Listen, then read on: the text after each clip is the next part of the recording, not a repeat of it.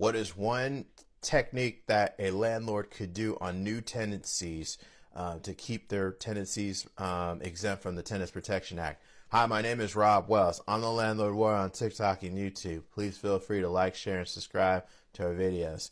Now, I've seen some crafty landlords out here and property managers do this one technique that keeps them out of reach from the states or California's Tenants Protection Act of 2019. And what they end up doing is, if they offer a lease term, they offer a lease for 11 months or less, basically. Why are they doing that? Well, under the Tenants Protection Act of 2019, currently, before anyone can get tenant protections under the act, you have to live there for 12 or continuous months.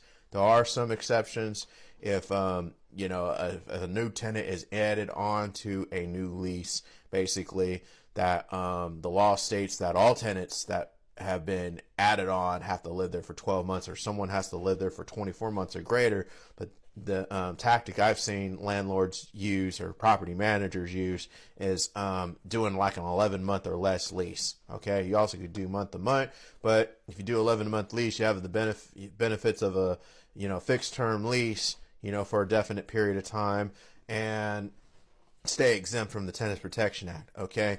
My single dwelling landlords, obviously, my single family homes, condos, that's what I'm talking about here. You should be getting your AB 1482 exemptions in your lease agreement. But for landlords that may be subject to the Tenants Protection Act because their family's multifamily, there's more than one dwelling on the parcel, that type of deal, the 11-month lease might work. Word of caution, though.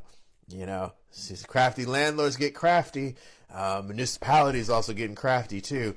There are some places that are regulating minimum lease terms. The most famous one that I can think of right now that's in my area is the city of Concord. They have an ordinance that mandates that you provide, give the tenant, offer the tenant a lease of 12 months or more, basically. And if they decline a 12-month lease, then I think you have to offer a 6-month lease, and then it goes like the 3 months, and then you can go month to month, something like that. But the main thing is local municipalities are catching on, so that may be subject to change, basically, if your city passes some type of ordinance. Another thing that municipalities are also doing to have more protections greater than the Tenants Protection Act offers is they're putting in just cause eviction ordinances that go into effect day one. The minute you sign the lease and give over possession,